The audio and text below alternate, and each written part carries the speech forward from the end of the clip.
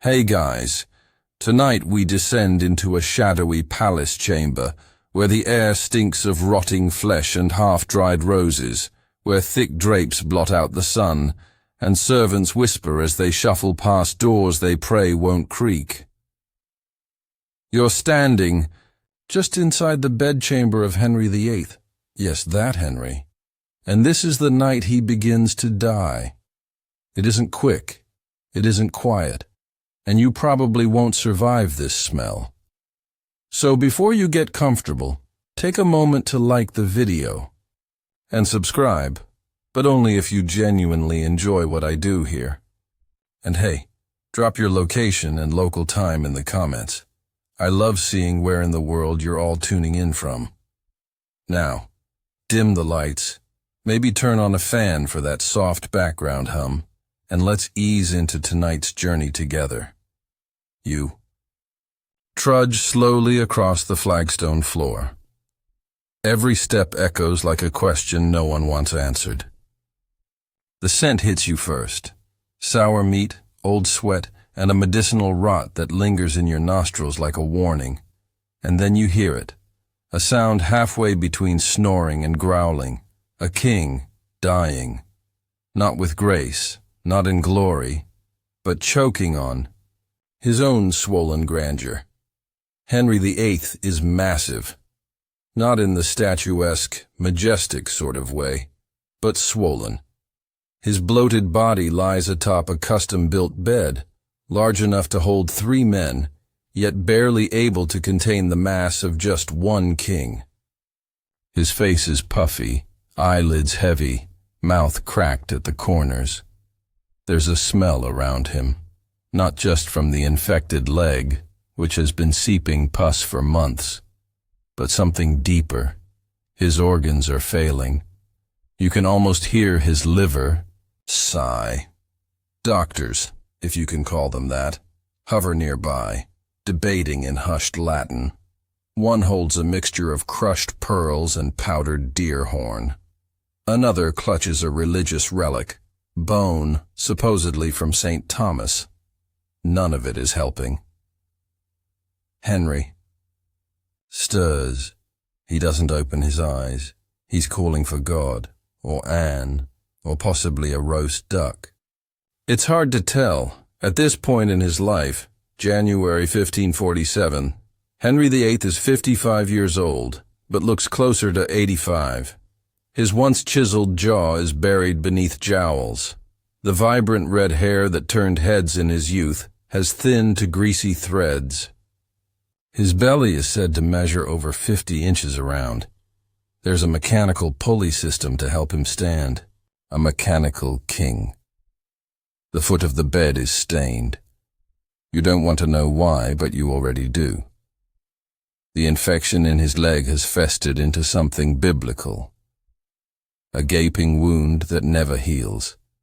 It oozes continuously and sometimes bursts. His servants have learned to duck.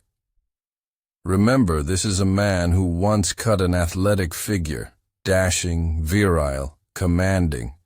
Now the only thing he commands is silence, or else.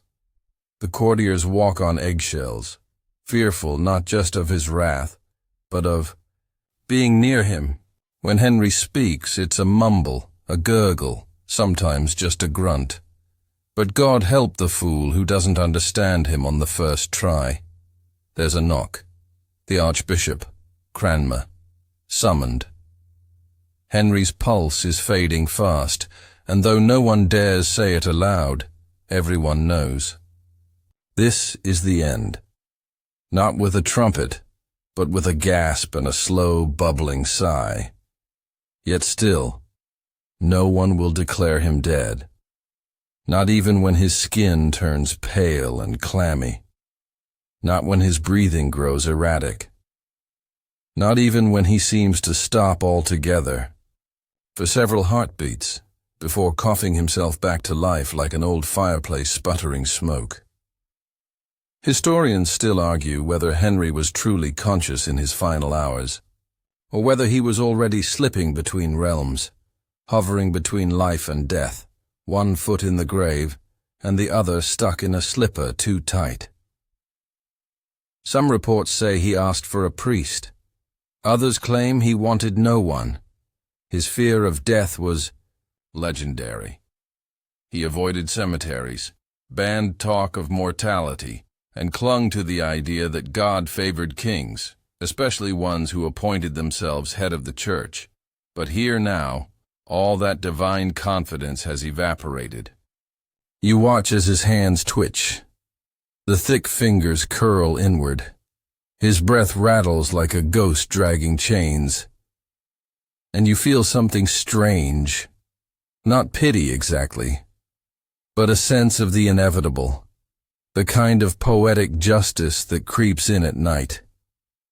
The man who sent thousands to the gallows, who dissolved monasteries, executed wives and silenced dissent, now reduced to a pile of meat, barely human, incapable of controlling his bowels, much less his kingdom. Someone in the corner coughs.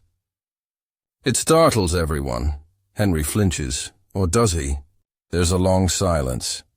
Then, with a wheeze that echoes like wind through a hollow chapel, he exhales, and doesn't inhale again. The room holds its breath. No one moves. Not for 10 seconds. Not for 20. Until finally, one servant edges forward with a silver mirror and places it beneath the king's nose. Nothing. But still, no one says the word, because to say the king is dead is to put yourself at risk. To name it is to make it real. And in this room, in this kingdom, truth is a dangerous thing. Outside, the snow continues to fall. Quiet, relentless. You can hear it tap softly against the stained glass. And just like that, the reign of Henry VIII, bloody, brilliant, grotesque, has reached its final act. You're still in that room, but time begins to slip backward now. The bloated corpse hasn't yet become bloated. The bed isn't stained, at least not visibly. The face is young, bright, curious. You blink, and standing where the dying king just lay as a boy of 10, golden curls tucked under a velvet cap, his cheeks flushed from chasing dogs in the palace yard. The same name, the same crown, but a world apart. Henry VIII wasn't supposed to be king. You remember that, right? He was the spare, not the heir, the second son of Henry VII, the tight-fisted tutor who had just barely crawled his way onto the English throne after a messy pile of civil war known as the Wars of the Roses. The crown was meant for Arthur, yes, like the mythical one, but with less wizardry and more damp Welsh castles.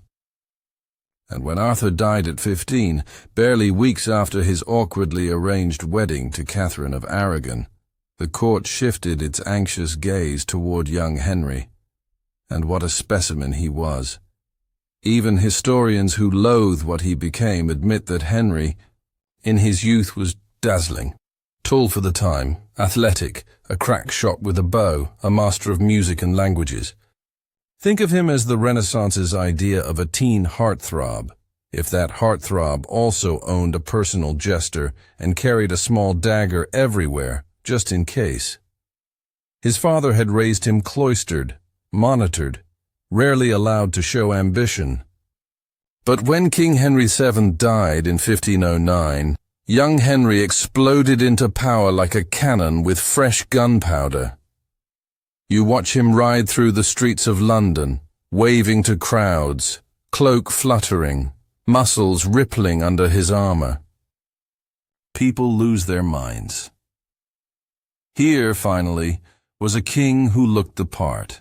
He danced, he jousted, he composed music, he read theology in Latin. It was like if a Disney prince also had an executioner on speed dial. At first, everything seems perfect. He marries Catherine, his late brother's widow. Yes, awkward, but papal permission is granted. They seem happy.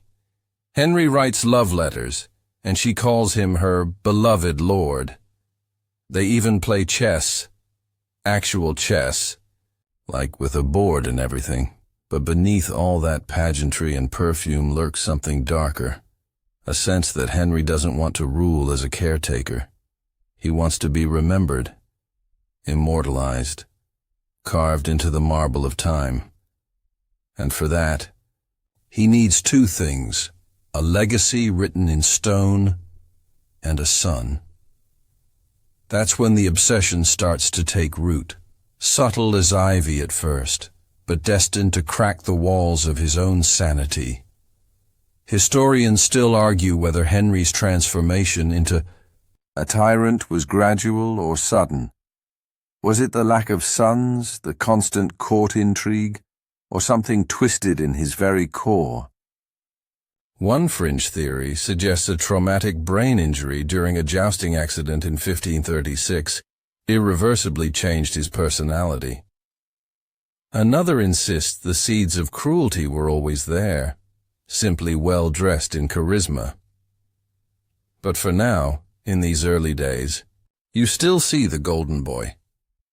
He writes treatises on faith, defends Catholicism against Martin Luther, earning the title Defender of the Faith from the Pope himself. Irony fans feel free to snort. He hosts tournaments that rival small wars in scale and cost. Entire fields turned into temporary palaces, golden cloth flapping in the wind, nobles dressed like Greek gods, all to show off the power of one man, and people love it. But you can already sense how fragile that adoration is, how easily it might turn. The pressure builds slowly. A few miscarriages, a stillborn daughter, whispers at court. Catherine is aging. Henry is not known for patience, or restraint, or empathy, if we're being honest. Still, at this moment in time, the world believes in him, the man, the myth, the monarch. Even Thomas More, future martyr and saint, writes fondly of Henry's intellect and virtue. You stand at the back of the chamber as Henry holds court, sparring with scholars, charming foreign ambassadors, deciding lives with a raised eyebrow. But power, as you know, is not a thing you hold. It's a thing you feed. And the more Henry feeds, the hungrier he becomes. Behind the gold and laughter, there's a flicker of something darker, a refusal to be questioned, a tendency to remember every slight, and a rage that simmers like a kettle left too long. One night, you hear him scream at a servant who forgot to warm the sheets. Another evening, he hurls a pewter goblet when someone mentions Spain too many times. Small cracks, but they widen. He starts to believe that God speaks, to him directly, not metaphorically, not through scripture. Directly. You don't need a theology degree to know that's a slippery slope, especially when this king has absolute power and an ulcerating ego. By the time his 20s slide into his 30s, the golden glow starts to dim. His once sculpted figure softens. His face grows heavier. And then, of course, there's Anne Boleyn, waiting in the wings with a sharp smile and even sharper ambitions. But we'll get to her. Don't worry. For now, take one last look at Henry in his prime. Chest puffed, eyes bright, hand resting on the hilt of a jeweled sword he'll never have to use himself. Because power, you're starting to realize, doesn't just corrupt. It warps, it bloats, it infects. And Henry VIII is already showing the first signs of a man who will one day rot from the inside out. You barely blink, and suddenly you're surrounded by 6 women. Not at once. Not literally. But their presence fills the space like incense, cloying, conflicting, heavy with drama. Each of them was queen. Each of them, in her own way, was doomed. And you, poor listener, are now caught in the Tudor dating game. Spoiler alert, no one wins. Catherine of Aragon, the first, stands tall. Spanish-born, politically astute, and devout to a fault. You watch her age in real time, from a smiling bride to a woman clinging to her dignity as her husband's eye, and then the rest of him wanders elsewhere. For 2 decades she's Henry's queen, but she fails at the one thing he cares about most, giving him a living son. She gives birth to Mary, yes, but to Henry, daughters are useful only for marriage alliances and chessboards. And that clock is ticking. Enter Anne Boleyn. She doesn't enter so much as arrive, like lightning. Sharp-tongued, fashion-forward, with dark eyes that flicker like candlelight. Anne refuses to be a mistress. If Henry wants her, he'll have to make her queen. This isn't love. This is brinkmanship with lipstick. You watch Henry unravel. He writes her poetic letters. Yes, he writes, and they're weirdly earnest. Meanwhile, he petitions the Pope for an annulment, citing obscure biblical clauses like a man reading terms and conditions for the first time. Rome says no. Henry says, fine, I'll make my own church then. And just like that, England splits.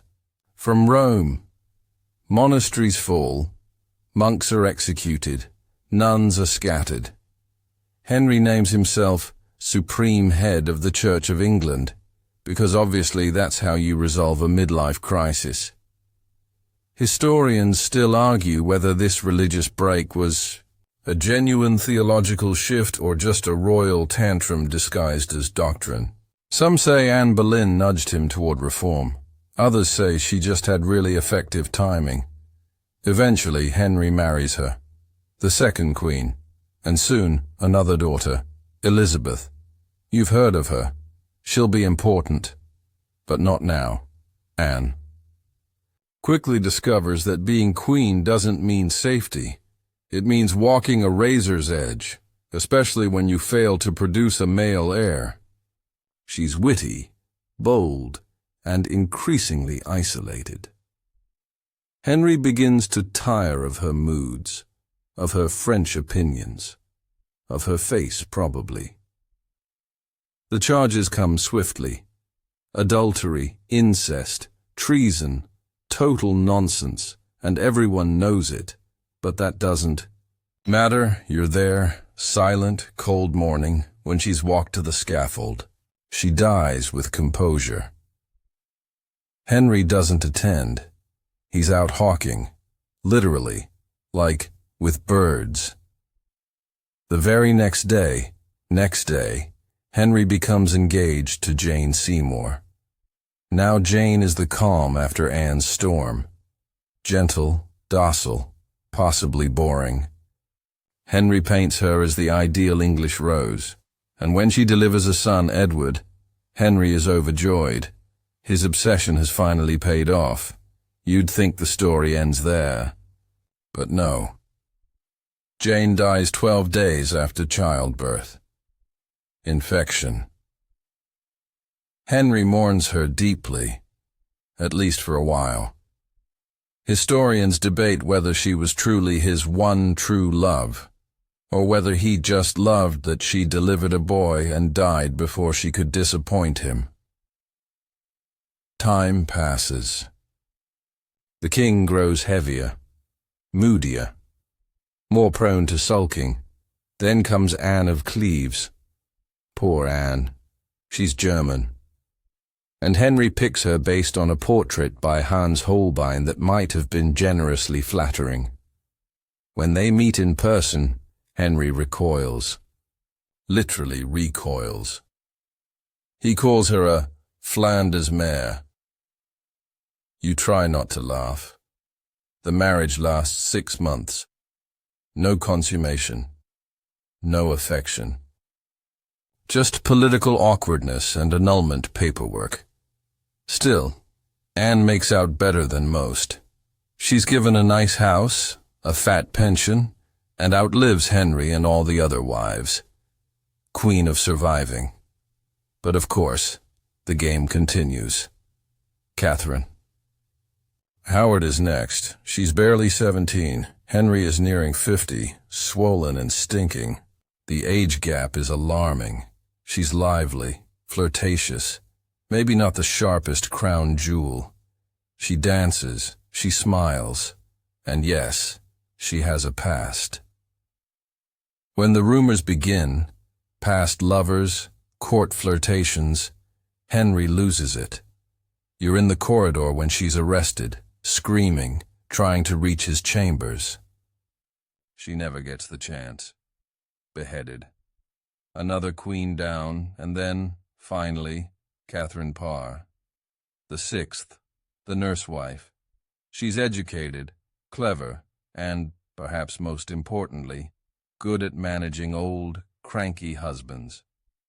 She's more caregiver than consort, and she keeps her head. That's 6 queens, 2 divorced, 2 beheaded, 1 died, 1 survived. You see it now. This pattern of obsession and destruction. Henry doesn't marry for love. He marries for control, for sons, for ego. Each wife becomes a mirror, reflecting back his greatest fear, mortality without legacy. One quirky tidbit. Henry loved wedding pageantry, fireworks, jousts, masked balls. But by the 4th or 5th wedding, the enthusiasm from the court began to wane. Courtiers whispered bets behind their hands. How long will this one last? Became the most dangerous game in England. And through it all, the king grows heavier, slower. His face thickens, his moods darken. You watch him wander through Whitehall. Palace, a man surrounded by women yet lonelier than ever. Each queen now a ghost in the corridors of his memory. Each marriage, a chapter sealed in blood, paper, or both. And beneath it all, that same craving, to matter, to last, to win the war. Against time, spoiler, he doesn't. You walk beside him now. Henry limps. Not from age, though that's coming fast, but from a wound that never properly healed. A brutal leg injury from a jousting accident in 1536. Remember when we mentioned that might have changed everything? This is that moment. It doesn't look like much at first. A fall from a horse, a full suit of armor slamming into the ground. But then comes the silence, the stillness. You imagine the royal physicians holding their breath, wondering if the king is already dead. For 2 hours he's unconscious. Some say he stopped breathing. Some say he saw visions. Either way, when he wakes, something is different. That leg never really gets better. The wound festers, ulcerates, smells. Infection is a constant companion, and no one, not even a king, can ignore a rotting limb forever. They try everything. Poultices, vinegar washes, weird herbal mixtures. One recipe includes crushed pearls. Probably didn't help. Probably made it worse. The leg becomes a symbol, really. His body decaying while his will refuses to follow suit. Before the accident, Henry was already changing. Moody. Paranoid. But now, he's unhinged. Imagine dealing with constant grinding. Pain every time you move. You can't ride. You can't dance. You can barely walk. You sit. You stew. You send people to the tower. Historians still argue whether the brain injury from that fall contributed to his later cruelty. Some neuroscientists suggest a traumatic frontal lobe injury could explain his sudden rages, impulsivity, and lack of empathy. Others think the personality shift was already underway. He just needed an excuse to let it bloom. What's certain is that something breaks. You feel it. He grows monstrous, not just in behavior but in shape. His waist balloons to over 50 inches. He eats vast banquets, roast swan, sugar-dusted pastries, mounds of red meat, and chokes them down with gallons of ale and wine. His teeth rot, his skin becomes blotchy, his breath, let's just say it would peel paint off the palace walls. Still, he demands to be seen as youthful. His portraits lie, exquisitely. You stand behind Hans Holbein as he paints Henry's most famous image. Broad shoulders, commanding pose, legs spread in power. What the painting doesn't show is the pulley system required to get Henry dressed, or the stool hidden just out of frame where he collapses between poses. There's a part of you that wants to pity him. He's trapped in a body that no longer obeys him, surrounded by flatterers who lie with every bow. But he makes it hard. Every act of kindness is erased by a tide of tyranny. And now that he's both physically and emotionally unstable, the court lives in constant fear. You see it in the servants' eyes, in the nervous glances between courtiers, in the way even his closest advisors hesitate before speaking, always calculating what mood today's king might be in, and you see it in the executions. Oh, the executions. They escalate. You don't need to follow a family tree to see the bloodlines end. Cousins, former allies, old friends. Even Thomas More, who once praised Henry's mind, finds his neck under the executioner's blade for refusing to endorse the king's supremacy over the church.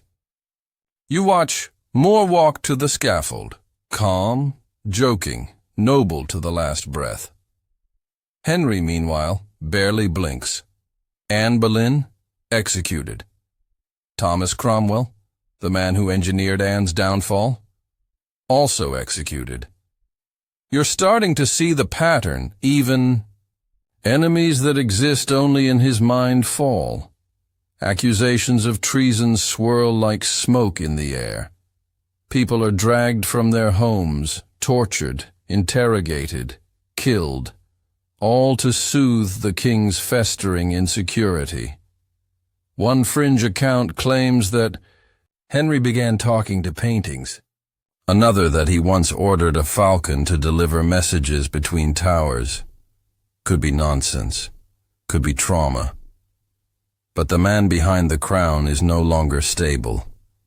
You trail him through Hampton Court. The corridors echo with the thud of his cane. You smell the ointments and sour sweat before you see him. His legs are wrapped in linen. He wheezes as he moves, and yet he still demands to be treated like a god. Doctors try leech therapy. Not a metaphor, actual leeches. It doesn't help. He starts designing his own tomb, obsessively. Sketches, plans, grand visions of marble and gold and eternal glory. You don't want to be rude, but maybe he should focus on brushing his teeth first? Still, his grip on the crown holds. Foreign ambassadors still bow. Nobles still grovel. You wonder how much of it is respect and how much is fear. He orders grand feasts, though he eats alone more often now. You sit quietly in the shadows and watch him gnaw at meat, sauce dripping into his beard. A man who once danced like a courtly flame now struggles to lift his goblet. His eyes dart suspiciously, even when no one is near. And that leg, always the leg. Festering, bubbling, wrapped, rewrapped. The smell keeps some courtiers from entering. The same room, surgeons poke and prod, drain pus, slice away infected flesh. One slip, one infection too deep, and the king could be gone, but he refuses to die. Not yet, not before he's ready. He's got more people to destroy first. You wake to the sound of scribbling, quills on parchment, a low crackle of candle wax. And there, hunched over yet another letter, is Henry. Still alive, still ruling, still obsessed with what comes next. The leg wound reeks. His gut spills over. His belt, but his grip on power, as tight as ever. This is a king entering the final chapter, but nobody dares tell him that. He can barely walk, can't mount a horse, and needs a mechanical hoist to get in and out of bed. But don't you dare suggest weakness. One wrong word, one sideways glance, and you could find yourself invited to the tower. You've already lost count of the executions, but he hasn't. He remembers each one. They flicker behind his eyes.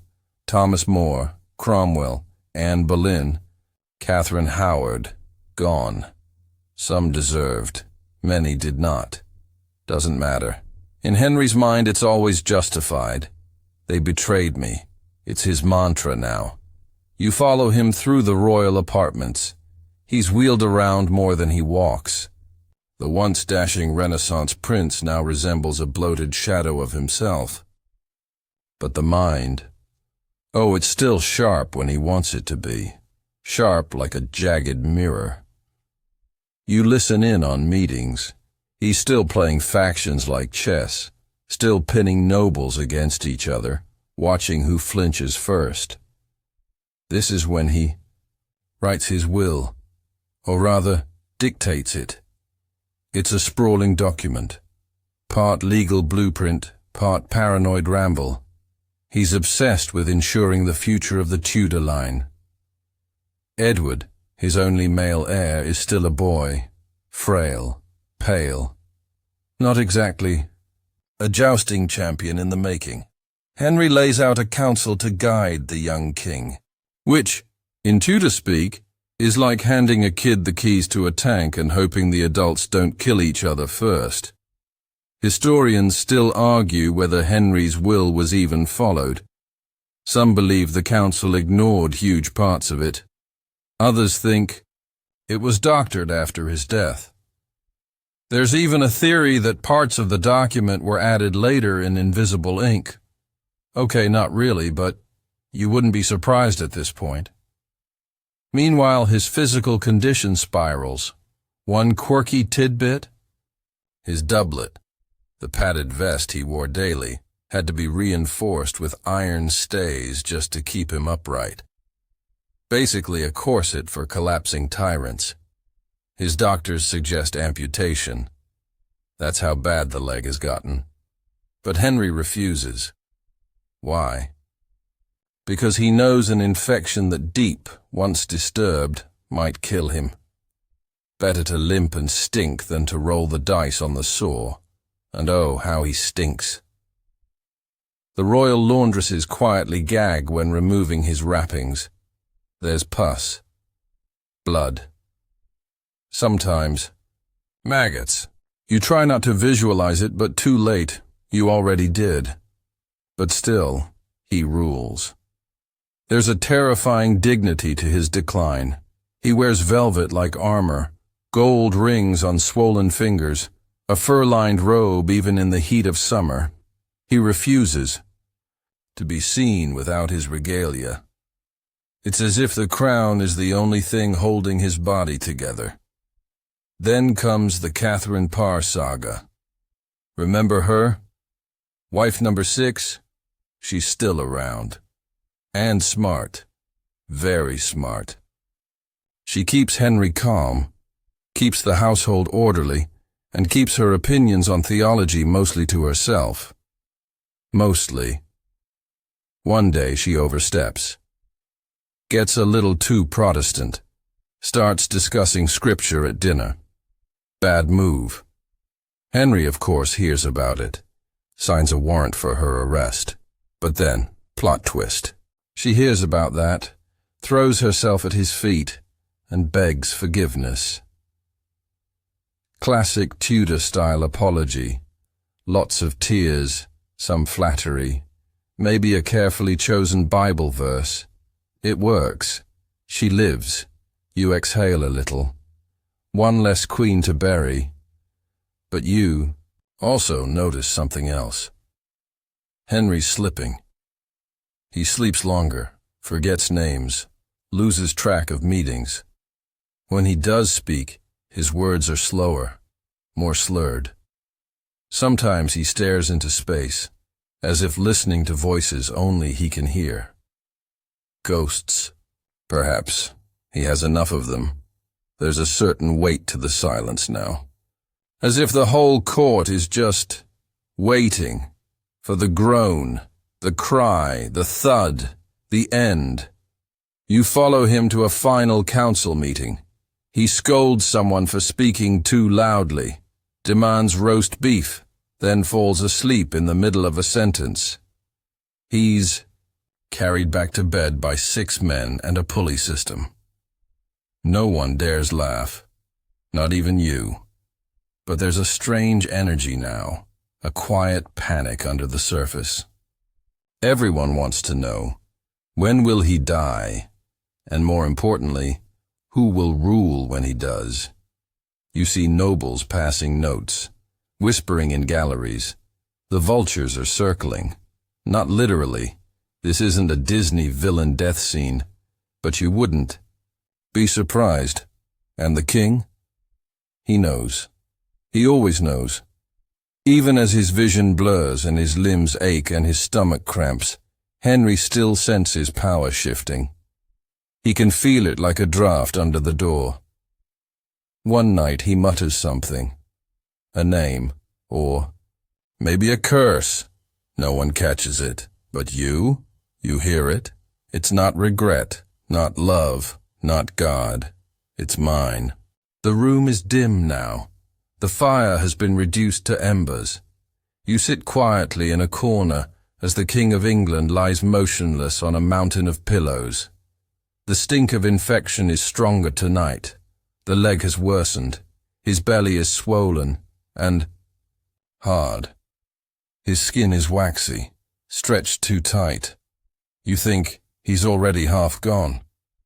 But don't say that aloud. No one's allowed to speak of death. Not here. Not to him. It's a strange courtly game. Everyone pretends the king will recover, even as they make plans for when he doesn't.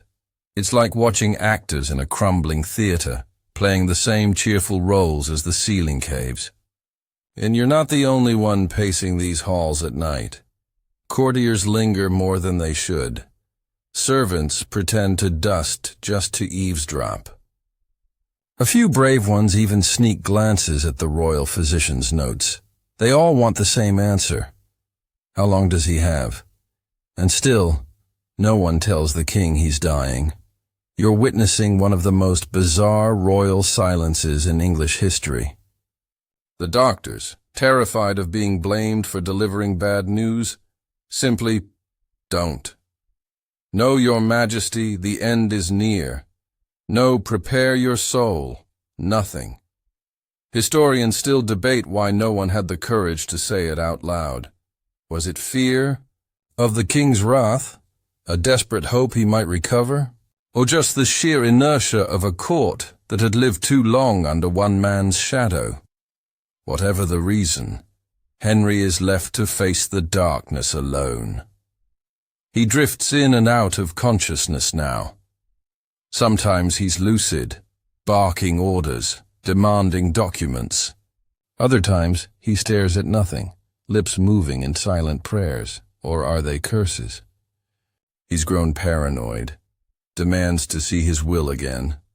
then asks if it's been tampered with, then forgets he asked.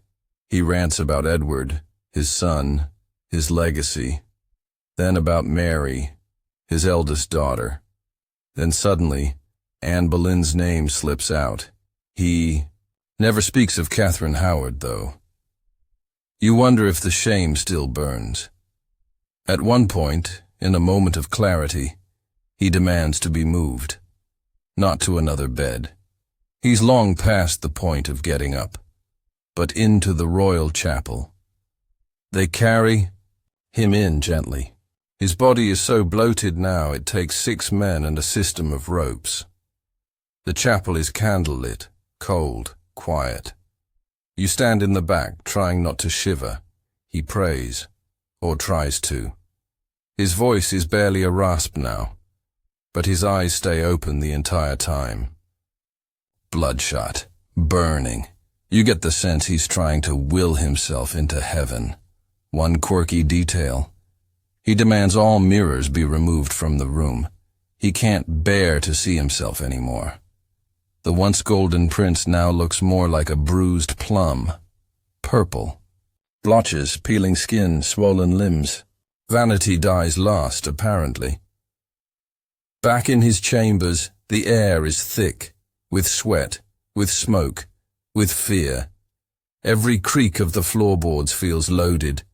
You find yourself tiptoeing, as if the whole palace might collapse if you make a sound. There's one final gasp of authority. He orders the beheading of the Earl of Surrey, poet and nobleman. The charge, treason. The reality, likely just bad timing and noble blood. The execution goes forward even as Henry lies dying. Even with one foot in the grave, he's still thinning out the succession like pruning a dying tree. But that tree? It's not sprouting new branches. It's falling. And then the groaning begins. It's not dramatic at first. Just a deep, aching moan. But it builds. You can hear it echo down the stone corridors. Some say it sounded like a bear being strangled. Others say it was a whisper. You're here. You know the truth. It was human, raw, frightened. The doctors start whispering now. You catch snippets. He's going septic. Nothing more to be done. The leg, it's turned black. You step outside for a moment to breathe. The scent of rosemary from the gardens doesn't quite mask the death behind you. When you return, he's quieter. Pale. Still. But not gone. Not yet. That night someone finally breaks the silence. His confessor, summoned at last, bends over the king. Speaks low, carefully. Asks if Henry wishes to make peace with God. There's a long pause, a wheeze, then a croak. Yes. It's the last coherent word he ever says. They anoint him, pray over him. The Tudor lion, once towering and glorious, now a wheezing heap of sweat and sores. You stand near the foot of the bed.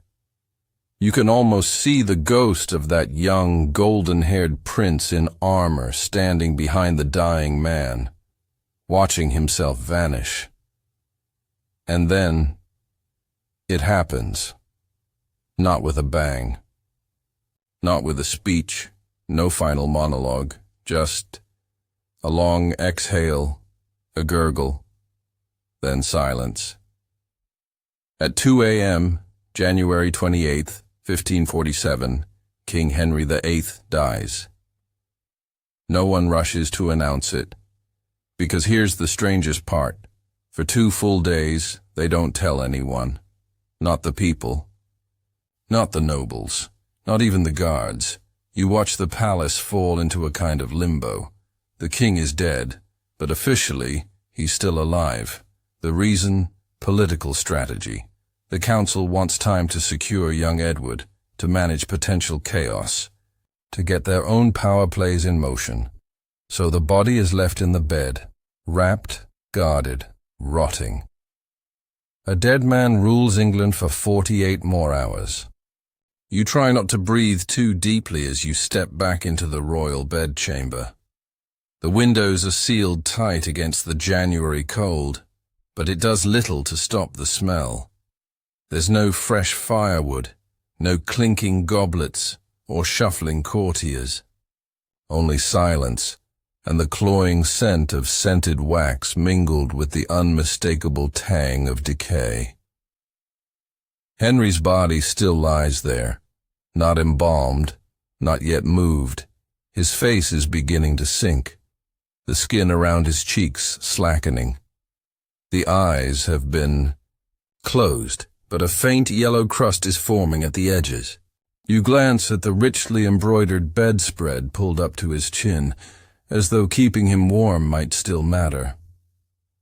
A crown of iron and velvet sits on the nearby table, untouched. No one dares place it on anyone else's head. Not yet.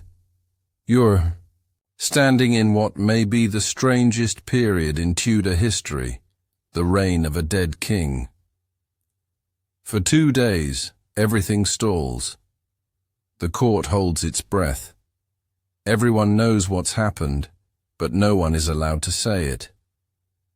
To speak it aloud is to make it real, and no one wants to be the first to push the wheel of succession down the hill. Behind the scenes, though, things are moving. The Privy Council gathers in locked rooms, poring over Henry's will again and again. The same one he dictated between fever dreams and leg bandages. Who will rule for young Edward? Who gets the most influence? Who gets the first cut of the cake? You notice how the men speak in careful, vague terms. They say, His Majesty's wishes, instead of the late king said, as if Henry's ghost might barge in and have them arrested. Historians still argue whether this 2-day delay was necessary statecraft or naked political maneuvering. Some suggest the council feared foreign enemies might strike if news got out too soon. Others claim it was just pure courtly cowardice. No one wanted to carry the burden of being the bearer of death. But someone has to do it. And so, on January 30th, 1547, the world is finally told. King Henry VIII is dead. The announcement ripples outward like a cannon blast muffled by snow. Church bells toll across England. Town criers bellow through frozen streets. In London, black cloth drapes over doorways. In the countryside, peasants exchange nervous glances. And in the royal palaces, a scramble begins. You see it instantly, how the energy shifts. 1 minute, everyone tiptoes and whispers. The next, it's like someone rang a starting bell. Nobles rush to pledge loyalty to Edward. Servants whisper about finding new patrons. The guards reposition, quite literally. They now stand around Edward's chambers, not Henry's. Henry is still in the bedchamber, but the court has moved on. The funeral is already being planned. It has to be enormous, of course, majestic, fit for a monarch who ruled longer than any English king before him. But that takes time, and meanwhile, the body continues to rot. Here's a bit of dark trivia you probably didn't need.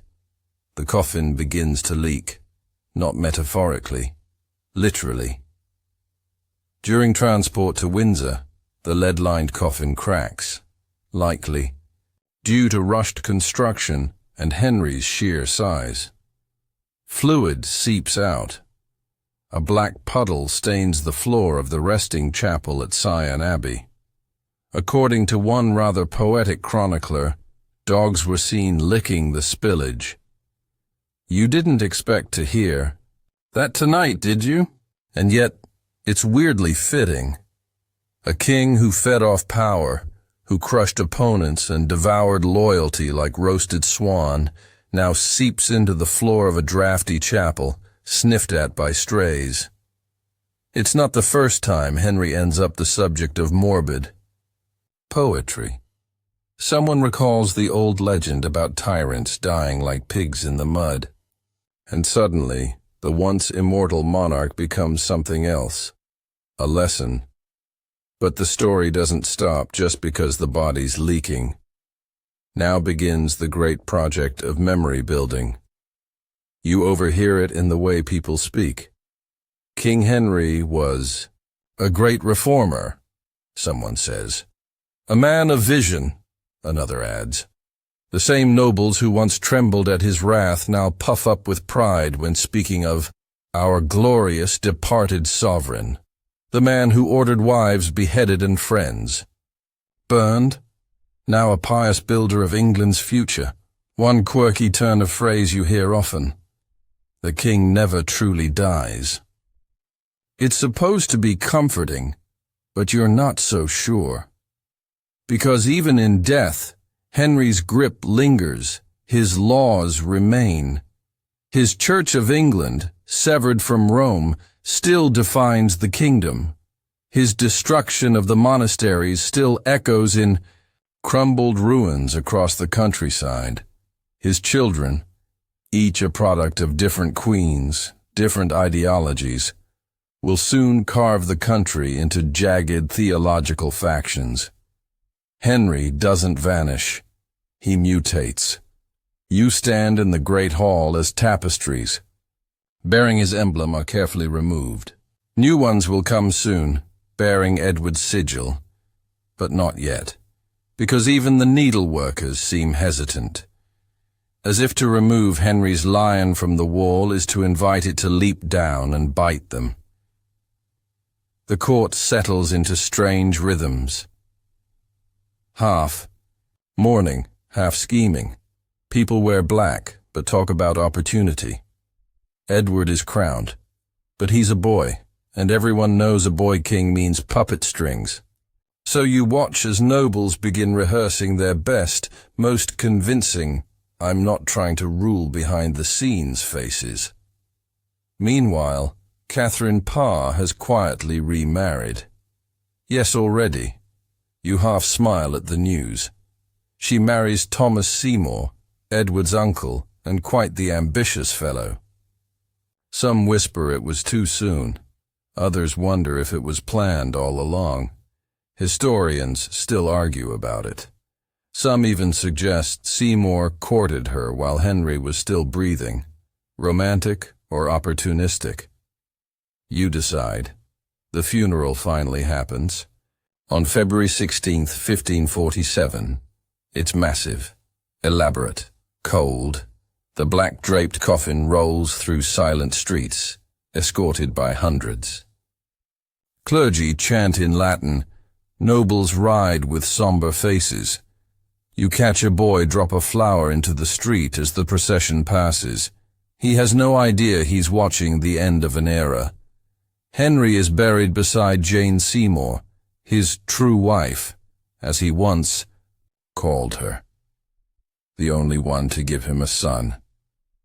The irony? She's the one queen he never divorced, imprisoned, or executed. As the grave is sealed, a cold wind whips through the chapel. And just like that, the most infamous king in English history is entombed but not erased, not even close. The coffin is sealed. The choir has stopped. The nobles have bowed, prayed, and left in orderly ranks. But you linger a moment longer in the shadows of St. George's Chapel at Windsor. It's quiet now, save for the occasional scrape of a servant's boot on the stone or the rustle of a prayer book being shut. You stare at the spot where he lies, deep beneath the floor. Henry VIII, now just bones, fluids, and myths. And you can't help but feel the eerie weight of everything left unfinished. Because here's the thing, A king like Henry doesn't stay in his box. Not really. Even now, the palace echoes with him. They've begun the process of rewiring England in his absence, but his fingerprints are smudged over every piece.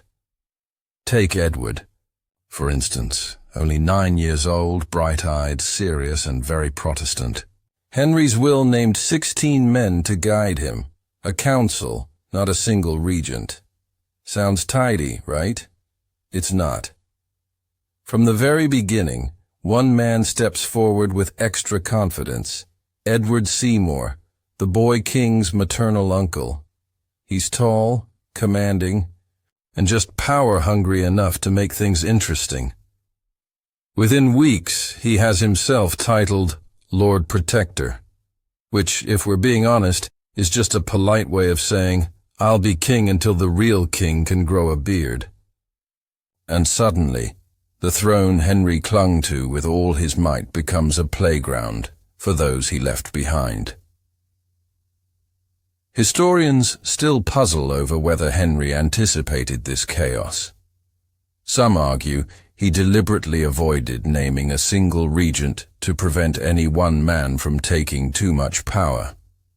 Others think it was just Henry being Henry, controlling everything right up to the end, even if it made no sense. But chaos always finds the cracks, and in a kingdom where the king is a child and the last ruler left behind a confusing stack of religious reforms, broken monasteries, and bitter daughters, those cracks are everywhere. Speaking of bitter daughters, you might be wondering about Mary. Yes, that Mary, the daughter of Catherine of Aragon, Henry's first wife. The one he exiled to a cold manor and forced to sign documents denying her own legitimacy. Well, she's still around, still Catholic, still very much watching. For now she plays nice, smiles politely at Edward's coronation, nods when reformers talk about vernacular Bibles. But behind the scenes, she's biding her time, listening, waiting. Her faith hasn't dimmed, and neither has her memory of what her father did to her mother. And then there's Elizabeth. Ah, the enigma. The daughter of Anne Boleyn, once declared illegitimate by the very man now buried under Windsor. She's only 13 when Henry dies, sharp as a dagger and twice as quiet. People underestimate her. They see the red hair, the thin smile, and think, harmless. But you've seen her eyes. You know better. These children, Edward, Mary, Elizabeth, aren't just Henry's legacy. They're his unfinished business. And they're about to take that unfinished business and run in 3 wildly different directions. But not yet. First, there's the matter of rewriting Henry's image. It begins with paintings. Suddenly, the royal portrait studios churn out images of the king at his most robust, a golden warrior, broad-shouldered, eyes full of divine purpose. Never mind that he hadn't ridden a horse in years or walked more than a few steps unaided. History's makeup brush is thick. You pass a tapestry being rehung in one of the halls. It's newly stitched. Henry in gleaming armor, flanked by angels, sword pointed toward heaven. Beneath him, in gold thread, Fidei Defensor, defender of the faith. Oh, the irony. People start naming inns after him. Schools, a particularly chunky breed of dog. Henry becomes a brand. But memory's a strange thing, especially royal memory. Some whisper about his cruelty, his paranoia, his bloated, ulcerated end. They share jokes in kitchens and mutter prayers in Latin behind chapel doors. Others remember the jousting prince of their youth, the man who danced and played the lute and quoted Erasmus. Which Henry was real? The golden boy or the gluttonous tyrant, Historians still argue, and while they do, England marches on. You watch as the Protestant reforms speed up under Edward. Latin masses vanish. Church walls are scrubbed clean of saints. Gold chalices disappear into treasury wagons.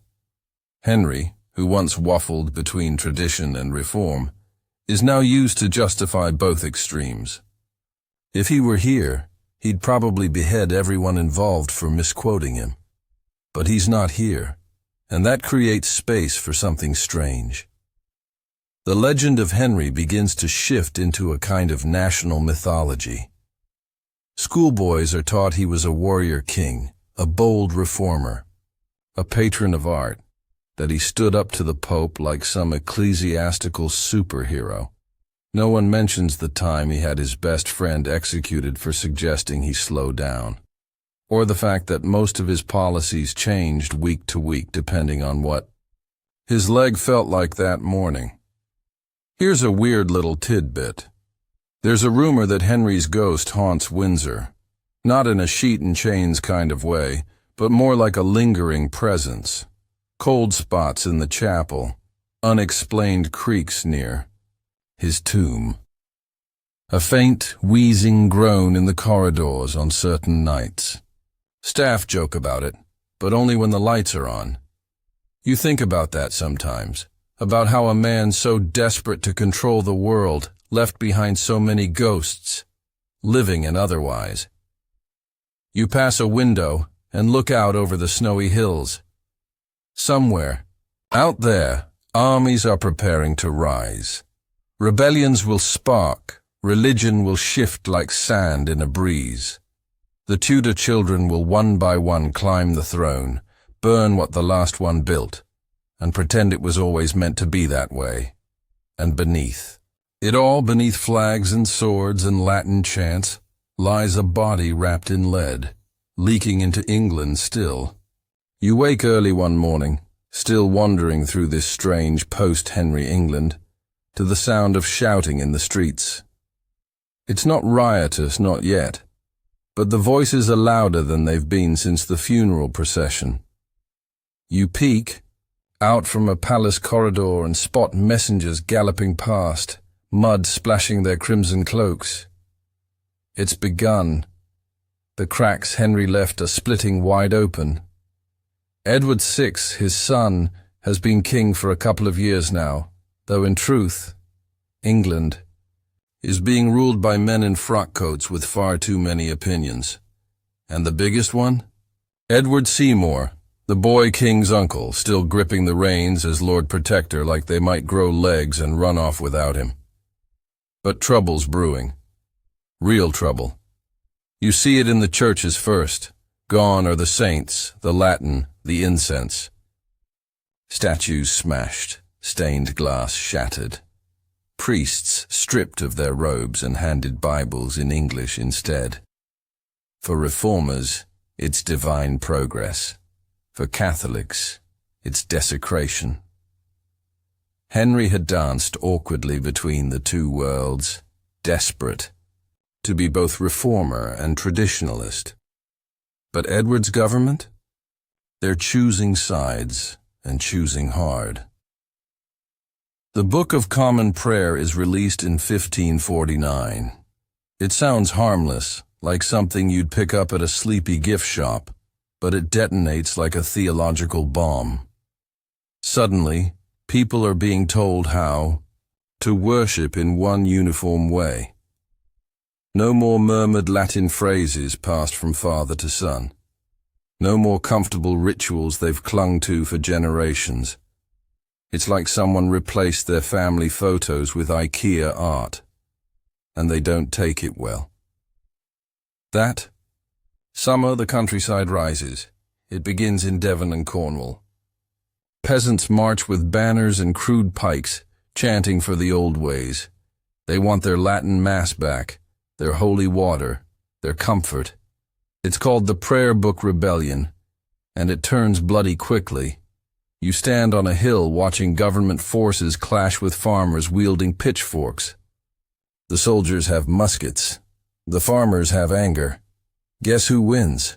The rebellion is crushed. Brutally. And you know what they say. Nothing says, "We love reform," like several thousand corpses in a ditch. Historians still argue whether these uprisings were more about religion or desperation. Crop failures, rising rents, land enclosures. It all mixes together like a storm in a cauldron. But what's clear is this: the kingdom Henry built is already straining, and it's not just the countryside that's angry. Inside the palace walls, the politics are messier than ever. Edward Seymour, once the golden uncle, is beginning to lose his shine. Too many enemies, too much pride, and one very jealous brother, Thomas Seymour. Ah, Thomas, charming, ambitious, and absolutely allergic to subtlety. Remember Catherine Parr, Henry's last wife? She married Thomas not long after the king's death, remember? Well, now she's gone, died in childbirth. And Thomas, suddenly unanchored, turns his sights higher, toward Elizabeth. Yes, that Elizabeth. 14 now, but sharp as a tack and far too clever to fall into anyone's trap. Not even the dashing Uncle Seymour. But he tries. You hear whispers about early morning visits, tickling games, yes, seriously, and stolen moments that no royal guardian should ever be attempting. Eventually, Elizabeth is sent away. Thomas is arrested. He's caught breaking into the king's chambers one night, armed, probably looking to kidnap Edward or stage some wild coup. It's never entirely clear. Historians still debate whether he was mad, desperate, or just terribly bad at long-term planning. Whatever the reason, he's executed in 1549, beheaded for treason, another Seymour gone, another loose end tied up, and Edward? The boy king watches it all from behind the safety of velvet curtains and solemn tutors. He writes about his uncle's execution in his journal, with all the emotion of someone describing the weather. But he's growing, older, more opinionated, more Protestant. You hear it in his speeches, more scripture, less sentiment. He calls the Pope Antichrist, with the glee of a teenager discovering internet forums. He starts to believe that it's his divine mission to purge England of Catholicism entirely. And just when you think Henry's ghost might be resting easy, knowing his son is enforcing the break with Rome more fervently than he ever dared, nature intervenes. Edward begins to cough. At first it's mild, a bit of breathlessness, a skipped meal here and there. But soon it becomes clear. Something is very wrong. You follow the rumors like smoke trails, whispers of sweating, fever, bleeding, gums. His once bright eyes now ringed with shadows. The doctors call it consumption, tuberculosis, and there's nothing they can do. Edward is dying. England is not ready. Because Henry, in all his meticulous obsessiveness, never imagined his only son would die at 15. Never planned for a world where both Mary and Elizabeth would still be alive, waiting in the wings like two dancers unsure when to step onto the stage. And so the scramble begins again. Edward, barely able to sit upright, is persuaded, some say coerced, into naming a new heir. Not Mary, not Elizabeth. A girl named Jane. Grey, 17, sweet, pious, and most importantly to Edward's counsel, fiercely Protestant. You watch the document being signed. The ink smudged by trembling hands. It's meant to secure England's future as a reformed nation, to block the Catholic Mary from taking the throne. But what it really does is light the fuse for another explosion. Because when Edward dies in 1553, that plan unravels in spectacular Tudor fashion. Lady Jane is proclaimed queen for 9 days. And then Mary shows up with an army and the will of half the country behind her. But that's a story for another breath, another hallway. For now, you pause. Because in the echoes of these courtly disasters, you can still hear Henry's voice. Every decision made by his ghost. Every crisis rooted in his obsessions, his legacy, his refusal to let go. Even as his body rots beneath the stone of Windsor, his grip tightens. The king is dead. Long live the mess. You're in the Tower again. Yes, the same place where Anne Boleyn lost her head and where so many of Henry's loose ends were tidied up. But this time, there's a new tenant. A girl, pale, bookish, scared, and entirely out of place among the stone walls and rusted chains. Her name is Lady Jane Grey, and she's just been dethroned after 9 days. It happened fast. One moment, Jane is reading Plato in a corner chamber, blinking in disbelief as men declare her Queen of England. The next, Mary Tudor, Henry's eldest daughter, sweeps into London to thunderous applause, her red and gold banners rising like a tide of fire. You remember Mary, right? Cast aside by her father, declared illegitimate, forced to sign humiliating documents just to stay alive. Well, now she's back. And she's not interested in compromise. It's July 1553, and the country stands divided.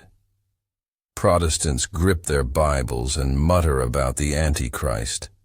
Catholics weep openly in churches where Latin chants rise again for the first time in years, and you follow Mary through the halls of Whitehall, past paintings of her father looking far more heroic than he ever was, as she prepares to undo nearly everything he and Edward put in place.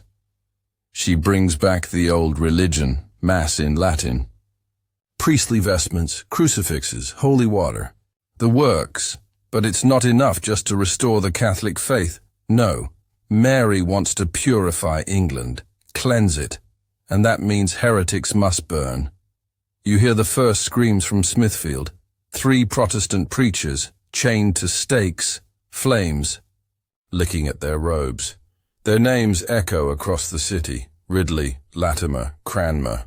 Men who helped build Edward's religious reforms, now reduced to ash and smoke. Historians still argue whether Mary believed this would unite the country, or whether she simply wanted revenge for her mother, Catherine of Aragon, cast aside and discarded by Henry's whims. Maybe both. Either way, it earns her a nickname that will haunt her for centuries: Bloody Mary. And speaking of haunting, guess who's back in public conversation? Yes, Henry. Because Mary doesn't just reclaim the Catholic faith. She also reclaims the honor of her mother and her own legitimacy. One of her first acts as queen is to declare that she was, in fact, born in lawful matrimony, the divorce from Catherine, invalid, which makes Anne Boleyn, well, let's just say she doesn't get the same generous PR treatment. That decision sets off a cascade of uncomfortable rewrites. If Mary is legitimate, then Elizabeth, Anne's daughter, must be illegitimate again. You can almost hear Henry groaning from beyond the grave as the legal gymnastics twist his carefully layered plans into a soggy pretzel. And then comes the marriage. Mary is in her late 30s, unmarried, childless, and ruling alone in a deeply patriarchal world. She needs an heir, a Catholic heir, and quickly, so she marries Philip of Spain. Yes, that Philip, tall, cold-eyed, and about as charming as wet parchment. He's the son of Emperor Charles V, Catherine of Aragon's nephew. The irony is dizzying. The wedding is deeply unpopular. You hear the murmurs in taverns, the curses on the streets. People fear Spain will take over, that English laws will be rewritten, that they'll all be conscripted into some holy war on the continent. And when Philip arrives in England, speaking barely a word of English and smiling like a man who's just bitten into a lemon, it doesn't help. Rebellions stir. Notably, Wyatt's rebellion. Led by nobleman Thomas Wyatt, it's a desperate lunge to stop the marriage and place Elizabeth on the throne instead. The plot fails, but it reveals a disturbing truth. England may not want a Catholic queen after all. And Mary? She doesn't. Forget betrayal. She has Lady Jane Grey executed. Yes, the girl who never wanted the crown to begin with. Just 17. Beheaded quietly in the Tower. The axe falls clean, but the guilt echoes. Elizabeth is thrown into the Tower too. For weeks, maybe months, she waits, unsure whether her head will follow Jane's. She writes pleading letters, signs them in careful, trembling script. Mary eventually releases her, but only just. You watch Elizabeth step from the Tower gate, sunlight, on her face, jaw tight. She doesn't speak of what happened there, but she never forgets it either. And Mary? Well, things begin to unravel. She thinks she's pregnant, twice in fact. Her belly swells. Her appetite shifts. Courtiers start picking. Out names, but no baby ever arrives. It's phantom pregnancy, twice. The court grows quiet, the country grows nervous. And Philip? He grows distant. He leaves for Spain and doesn't write often. You imagine Mary walking the palace gardens alone, her rosary, beads clicking in her hands like clockwork, her face grown lined with sorrow. She's losing control. The burnings continue. Over 280 people die during her reign for religious crimes. Not criminals, not murderers. Just men and women with the wrong version of the Bible. The fires consume her reputation. And though she insists it's all in the name of salvation, even her supporters grow uneasy. Her health declines. You stand by her chamber as the physicians whisper. Some say she's dying of uterine cancer. Others say it's depression. Or maybe the weight of disappointment itself, pressing down harder than any crown. On November 17, 1558, she dies. No heir, no child. Just a kingdom burned and shaken, and outside her window, in another quiet room, a flame-haired woman receives the news. Elizabeth. She's queen now, the Protestant daughter of Anne Boleyn. Declared illegitimate. Imprisoned. Now crowned. You can almost hear Henry's laughter, bitter and strange, echoing through the halls of history. His ghost lives on, not in legacy, in contradiction. You stand beneath a pale winter sun, watching the red-haired queen take her first faltering steps onto the stage of history. Elizabeth III, daughter of Henry VIII and Anne Boleyn, survivor of Tower walls, royal plots, and suspicious pregnancies. Now she wears the crown her father broke a kingdom to forge. You can practically feel the entire realm holding its breath. Elizabeth is only 25 when she becomes queen, and though she's already sharper than most men twice her age, the land she inherits is fraying at the seams, torn by religious bloodshed. racked by debt, paranoid, unstable. The kind of kingdom that gives court astrologers indigestion.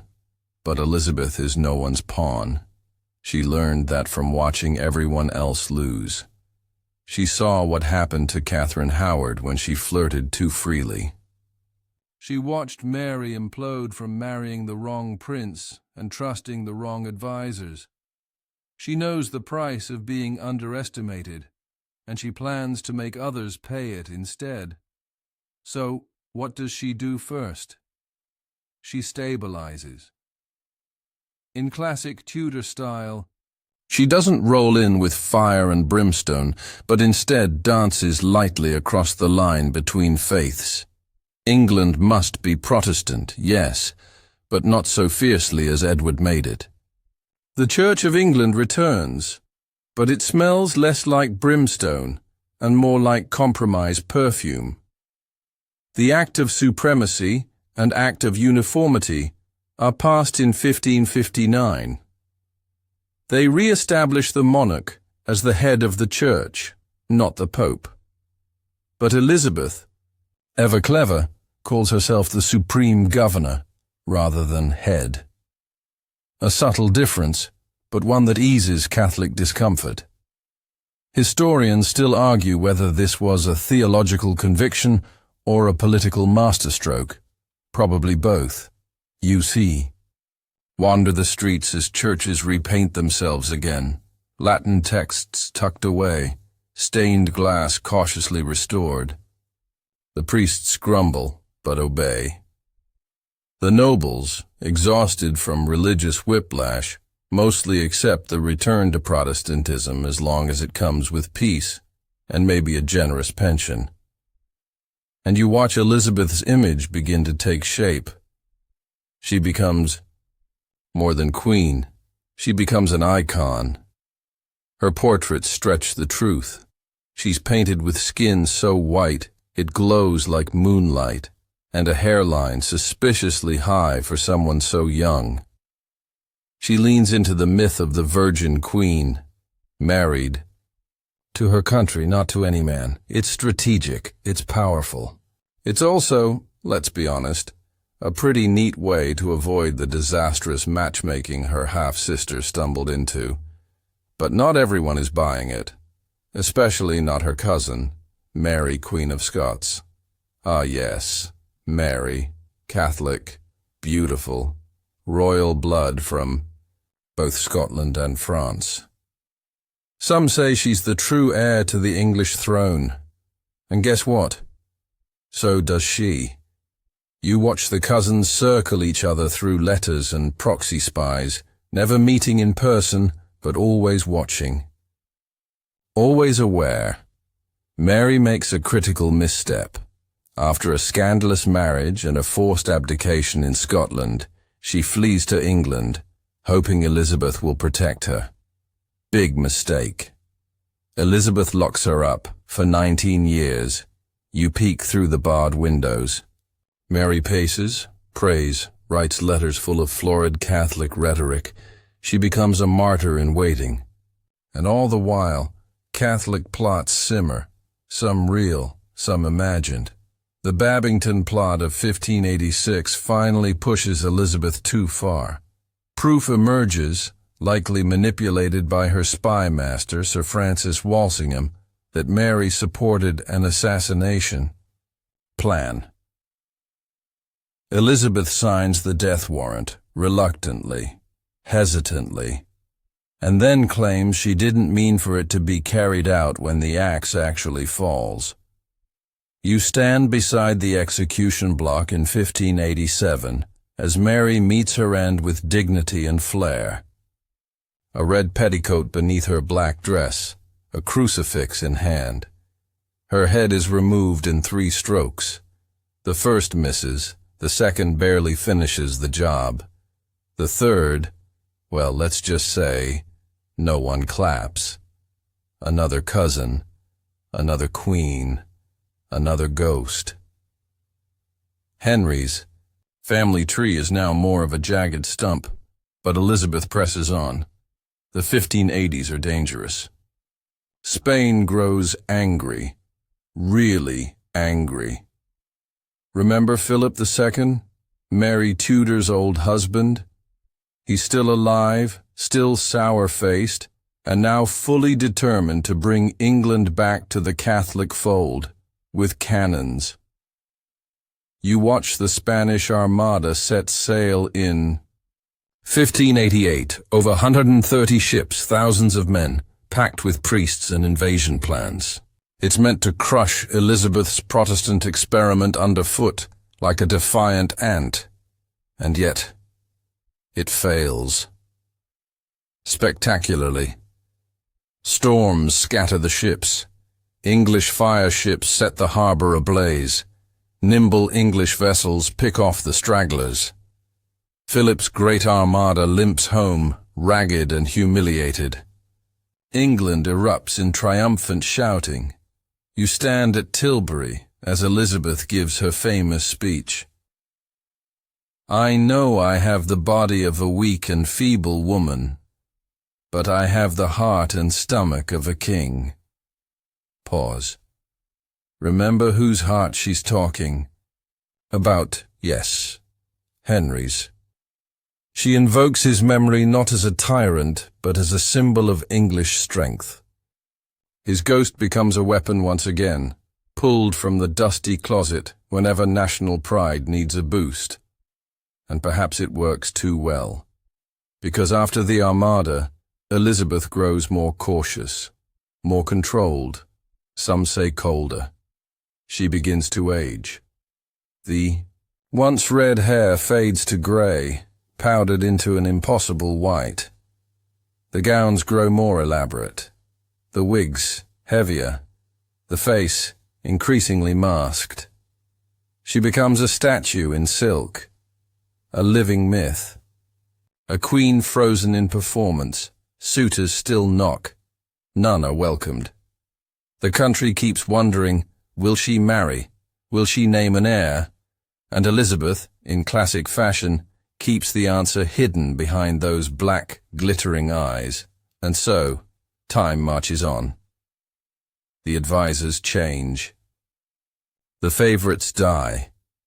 Even her beloved Robert Dudley passes away. She writes his last letter on the envelope and keeps it by her bed. She remains alone.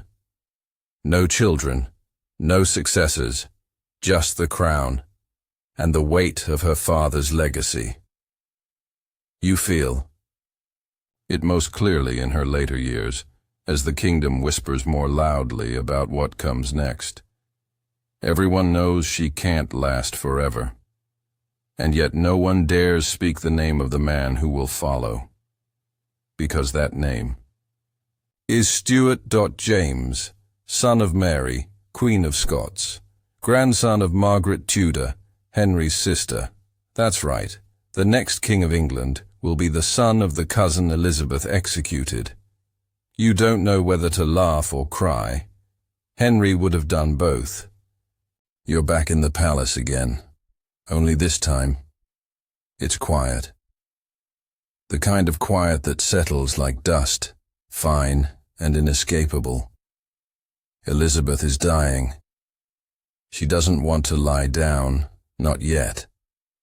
You see her standing in her bedchamber, fully dressed, refusing the pillows and the murmuring bishops.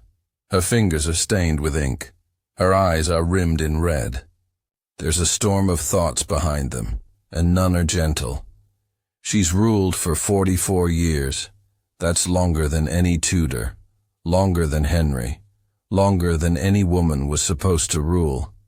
And yet, here she is, Queen of England, unmarried, childless, revered and feared in equal measure. And now at the end she's tired. Her beloved courtiers are mostly gone.